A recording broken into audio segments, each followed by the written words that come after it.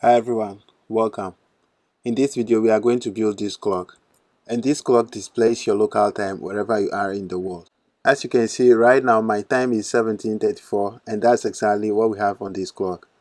And we have this label over here, your local time, and this clock label also at the bottom here.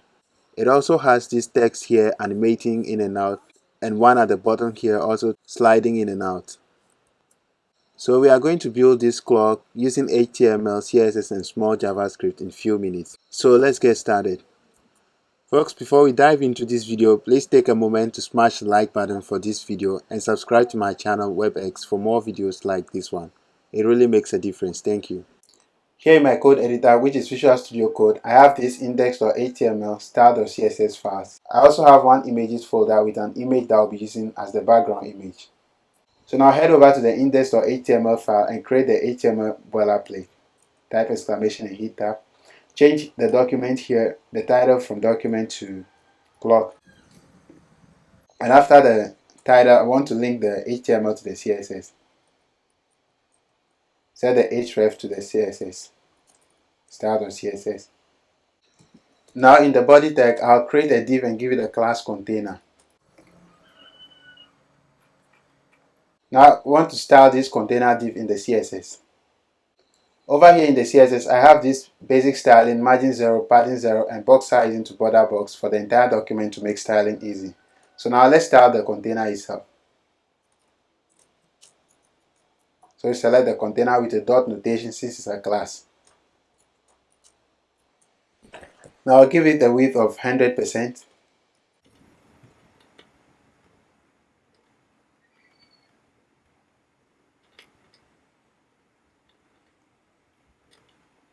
Min height 100 VH, display flex, align item center, justify content center.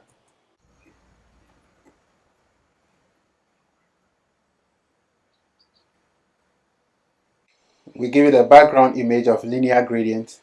Give it this color code with a comma, the same color code. So now let's link an image after the color. So with comma URL. So state the image file path. So photos for my case. Set background repeat to no repeat.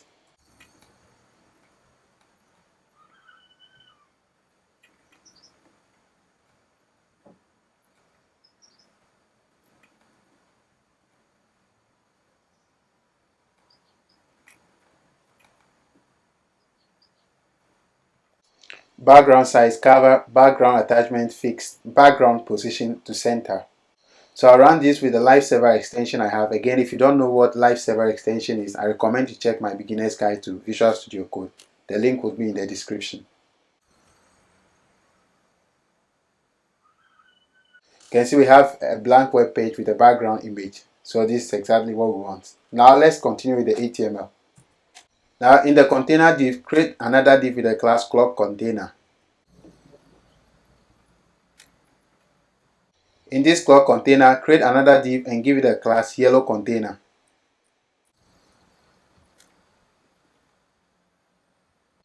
In this yellow container div, create another div and give it a class red container. Now after this, go back to the top here. After the opening container div, let's create an h1 header and give it a text, your local time. And now let's start this in the CSS. Now let's select the h1 header we just created. So that container h1.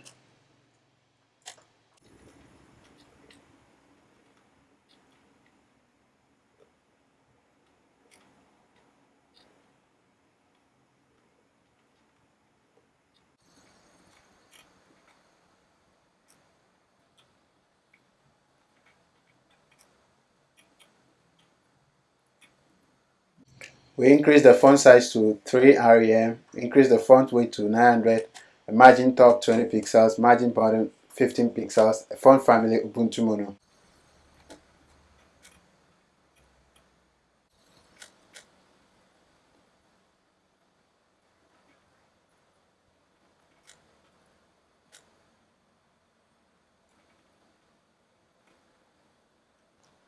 Give it a background color of this RGB color, a border 1 pixel solid, and the color is white, border radius 20 pixels, and a padding of 10 pixels.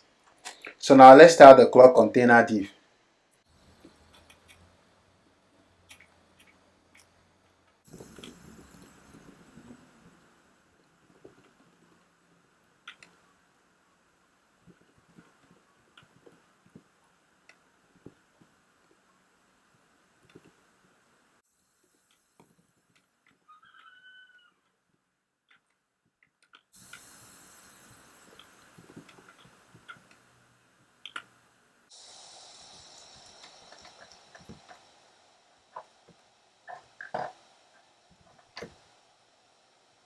Give it a width 500 pixels, height 500 pixels, border 10 pixels solid, and the color is white. We'll give it a display flex, align item center, justify content center, so that its contents will be centered exactly the way we want. And a background color of black. So now let's start the yellow container. So select the yellow container.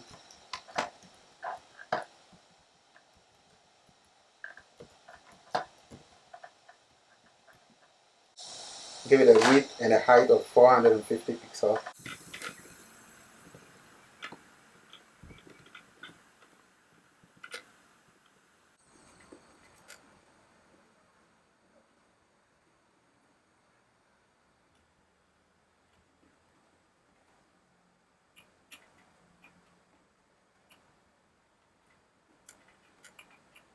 We increase the border size to 10 pixels, display flex, align item center, justify content center. So now let's start the red container.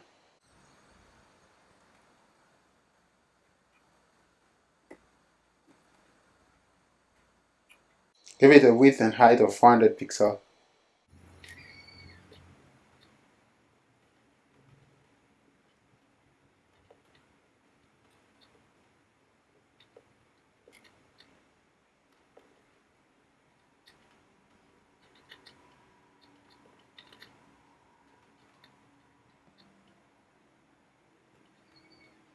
We increase the border size to 10 pixels, display flex, align item center, justify content center, overflow hidden. You'll see why we give this overflow hidden as we go on. So now let's run this and see what we have.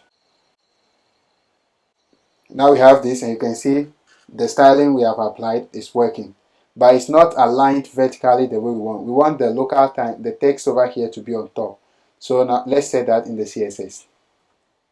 Here in the CSS, in the container div, set flex direction to column.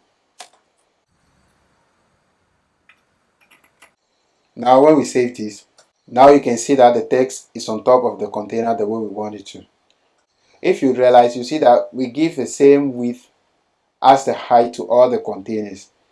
So with that, if we apply a 50% border radius, we can change the container into a circle. So over here in the clock container, give it a border radius of 50%.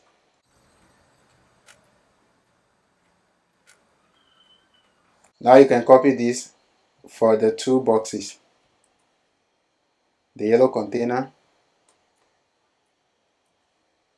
and also the red container. And when we save this, you see that all the containers have turned into a circle. So this is exactly what we want. Now let's continue with the HTML. Now in the red container, I want to create three sections. The top section for the upper sliding text, the middle section for the time, where the time is displayed, and the bottom section for the bottom text that's sliding in and out. So create a div with a class top display. Inside this div, create an h2 header tag. The text is if not now, when. So after this, we want to create another div and give it a class middle display. And this is where we want the time to be displayed. So create an h1 header tag and give it a class inner clock.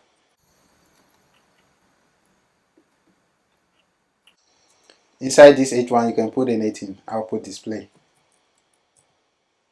So after this div, we want to create another div and give it a class bottom display.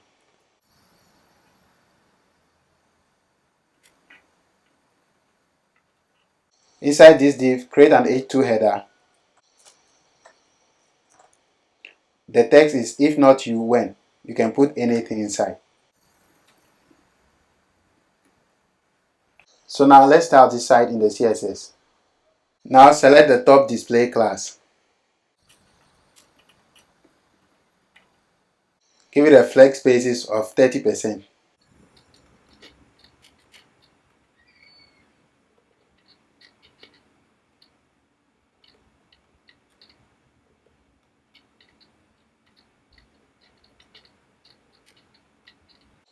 We change the background, give it a width 100%, display flex, align item center, justify content center. So now let's style the h2 inside this top display div. Select top display, the h2.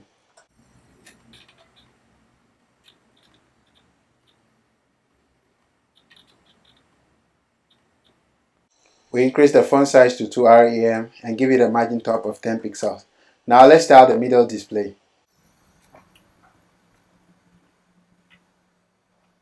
Give it a flex basis of 40%.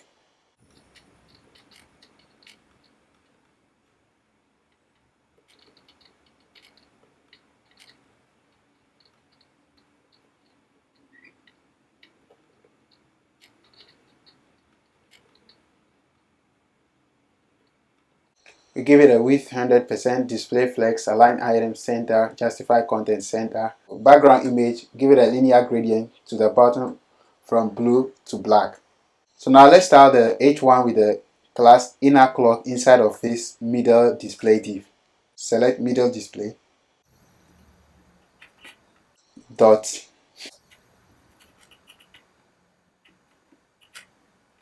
We want to change the background color to orange. We won't have to add any other stylings because since it's an h1, it's going to inherit the h1 stylings we give to the container elements over here. So if we save this, you can see that it has the same styling as the h1 on top here, only for the background difference. So now let's start the button display.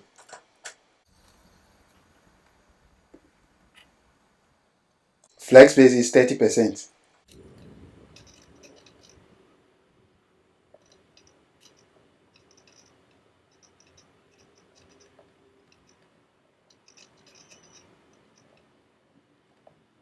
We give it a width of 100%, display flex, align item center, justify content center, and a background image of a linear gradient to the right, blue and red. So now let's run this and see what we have.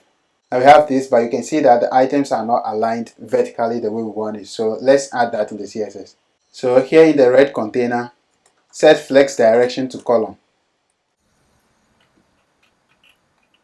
So now let's add the h1 header tag at the bottom here, which has the text of clock. So here in the HTML, before the closing container tag, create an h1 header and let the text be clock. Now when we save this, you see that we have this clock text over here at the bottom and everything is looking very fine. So now let's add the animation so that this text will be sliding in and out. This text at the bottom and also at the top here.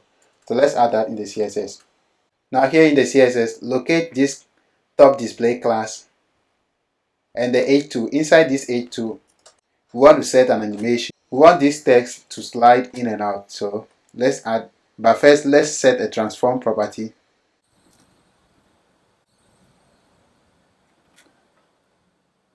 Translate y, negative 80 pixels. Now we can see this text again. It has been moved out of the container.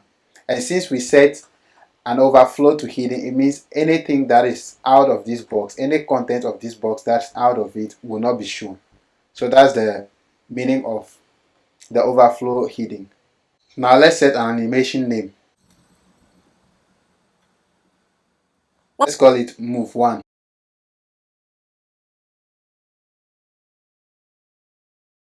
Animation duration 4 seconds. Set animation iteration count to infinite. Now let's define this animation. So after this closing div, let's use this property at keyframes. At keyframes. Now inside the keyframes, we want to set the stages for the animation.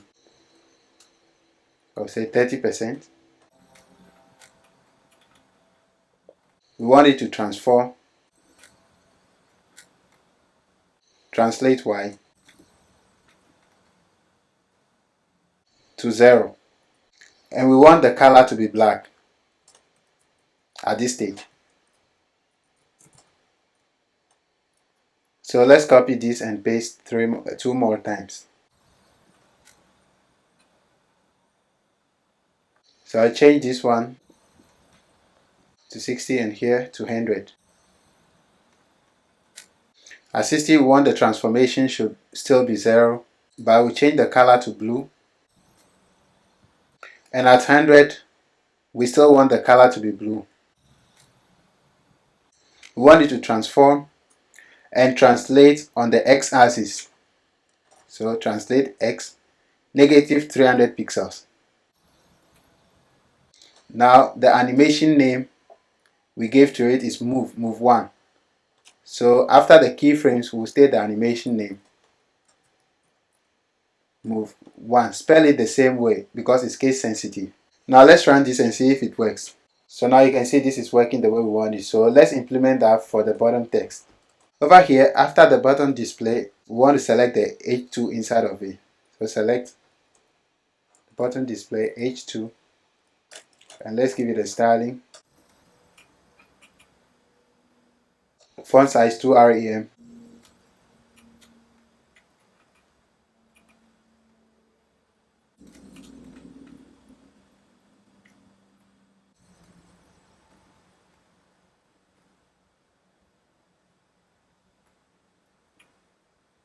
Give it a font weight 900, color white, transform translate Y 80 pixels. Now let's give it an animation name of move 2.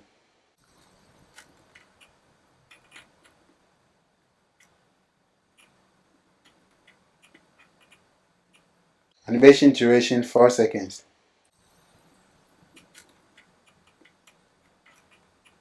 Animation iteration count infinite.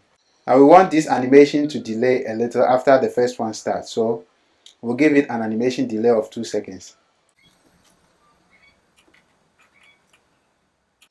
So now let's set the animation, and for that let's copy the animation we just created.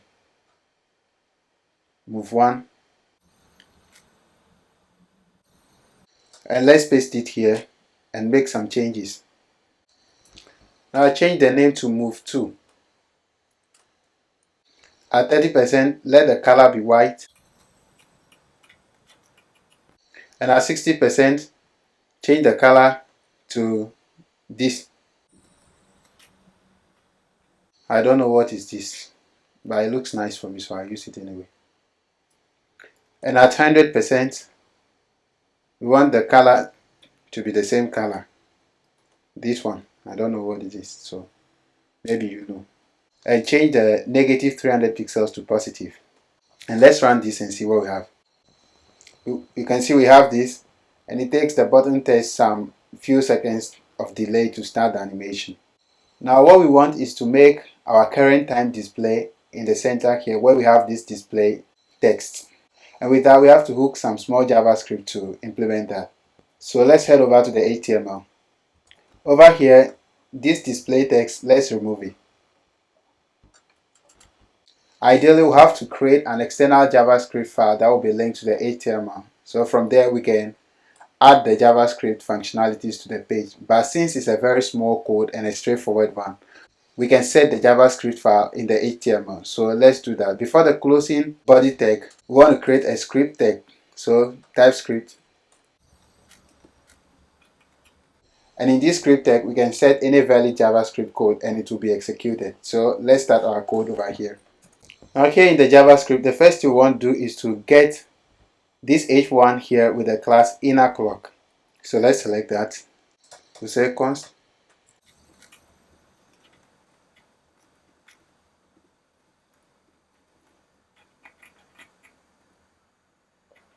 The class is inner clock. Remember to add the dot notation. Since it's a class, we are selecting with query selector. So now let's select the current date. And with that, we use the date object. So we set a date object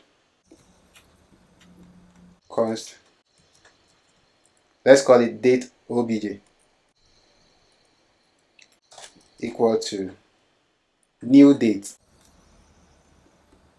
is an object. And now from this date object, we want to get the current time.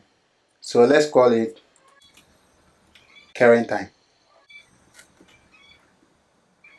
Remember, these are just conventional names that I'm giving. You can give any name at all. Just be sure that you are consistent with what you're doing. So we'll take the date obj dot to local time string.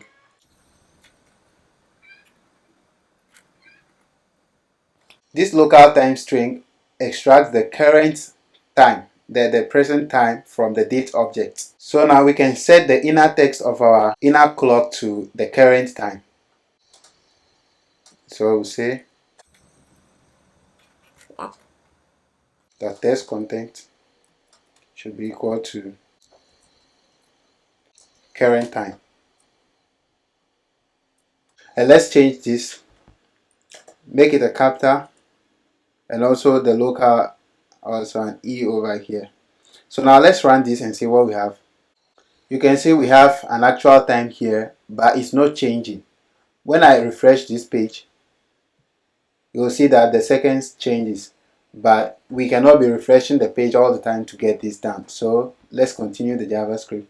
Here, instead of defining all these instructions like this, let's put it in a set interval function and set a duration after which the function gets called. For this case, every second, we want this function to be called so that the time will be updated every second. So set interval, and it takes a callback as a parameter. So we give it an arrow function. And let's set an interval of 1000 milliseconds. So any code in this function gets called every 1 second. So now let's copy everything over here and paste it in the set interval function. Now when we run this, you see we have this and the time keeps updating every 1 second. So this is exactly what we want. You see this sliding in and out, this text sliding in and out, and this one too at the bottom here, just as we've displayed from the beginning of the video. So folks, this is basically how we've come to the conclusion of this video, how we build this local time clock using HTML, CSS and small JavaScript in few minutes. If you like this video, please appreciate my work and give it a thumbs up and subscribe to my channel WebX for more videos like this one. If you have any question, please leave it in the comment section. As always, thanks for watching. We'll see you in the next one.